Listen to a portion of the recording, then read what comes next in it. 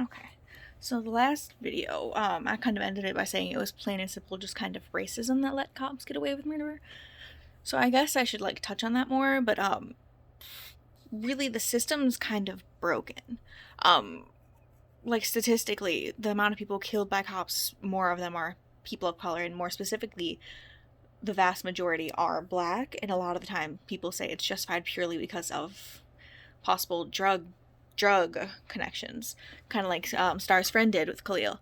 She said like, oh, as soon as his possible drug connections were revealed, she was just like, oh, his death is fine then, like he was acceptable collateral.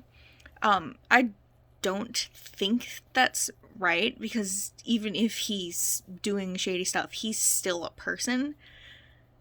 And when someone's killed, they should still have the right to for that to be like investigated. This shouldn't be like brushed across the or brushed under the rug purely because possible drug connections or gang connections. Like morally, I think that's like reprehensible, I suppose. But then I kind of have like an anti-gun stance. I don't really believe in violence. Really, I think if you have to get violent, then you've already kind of failed in de-escalating the situation. Um, uh, yeah, back on the statistics thing. I saw a documentary once where a cop was interviewed and he could recite the exact number of bullets fired in a year, but not the number aimed at people, or specifically the amount of people injured from that. And it was just they didn't take that statistic. So I think some of that is just the cop system being broken, because cops who get away with murder, like, actually no, this is a good thing to bring it up, because Derek Chauvin, who killed what's his name again, the guy who couldn't breathe.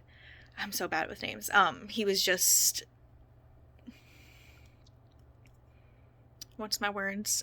He was just deemed guilty, I suppose.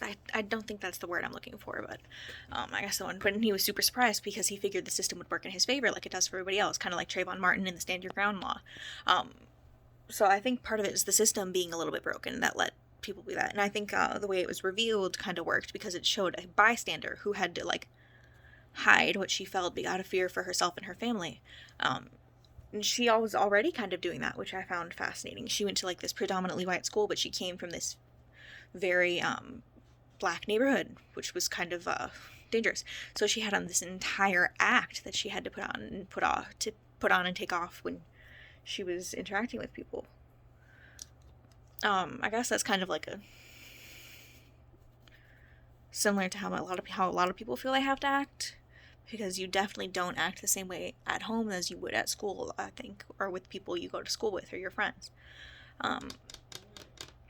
I ended really again saying by it's plain and simple racism that let them get away with it, and it is that because it's a black kid that was killed, and so it was, I guess, more acceptable to people.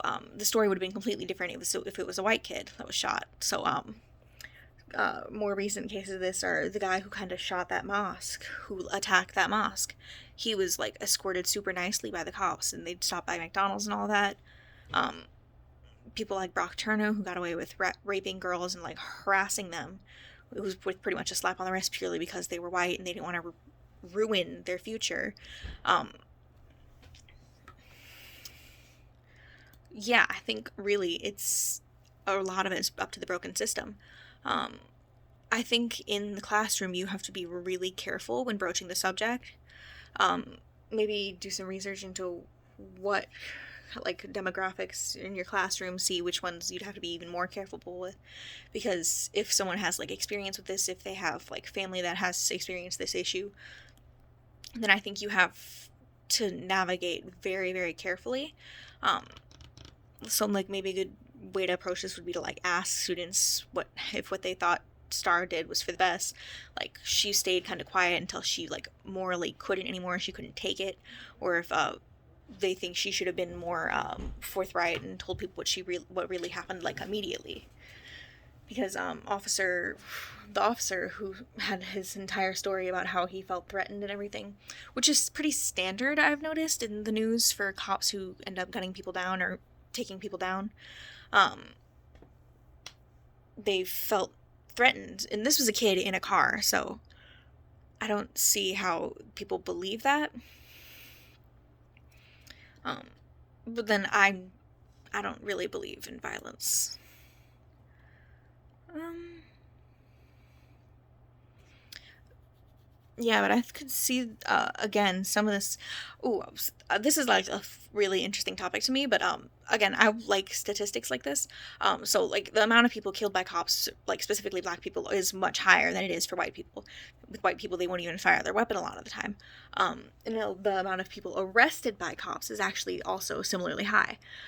The vast majority of people in prison are people of color, more specifically black, and I think there's a fascinating little thing there. In the Constitution, it says that slavery is illegal except for as punishment for a crime, and this goes a lot into the private prison system. But basically, prisons or privatized prisons can rent out their workers, pretty much enslaving them, and pay them like 25 cents a day. So it's pretty much slavery under a different hat. But again, also the system just kind of being reworked, kind of how it was originally. So there's like a social studies connection that can be made there with like historically. So after slavery was abolished, there was then the Jim Crow laws and the sharecroppers, which prevented black people from being able to stand on themselves, and then there was the civil rights movement that helped with that. But then there was just the prison movement, where instead of people being free to do as they wished, then they were just arrested more, and arrested more and sentenced more to prison for severe crimes. Because like a black kid with a bit of weed would be put in there for years and years more than a white kid with a bit of weed. Like I think I read somewhere where there was like a substantial difference, like a 300% or something stupid. But again, a lot of the time it is just society's, I don't want to say quirks because that seems like too light of a word, but it is society's quirks. The racism systemic in society is what controls the system. So cops could get away with things like this because the system worked in their favor. So there was white people could claim that someone black did anything and really get away with it. I just think that you have to be so careful in approaching this topic because it's super like touchy. Like people, I touched on the earlier video that black people of color didn't feel safe around cops, and that is really the case. The only people I can think of that feel like they're super safe with cops are non-POCs, because my brother was arrested for aggravated speeding, and he was really worried about that. And he's sweet as can be, but he's ginormous. So, and he's also black. So that's a worry he has, along with the rest of my family.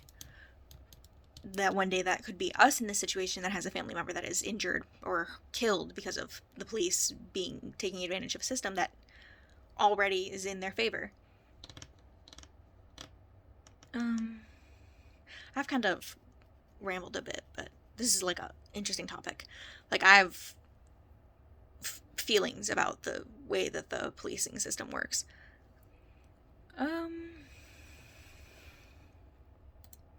Yeah, but generally I think it can be attributed to racism that was systemic in society when the police were established, because the police system was originally not actually intended to protect and serve.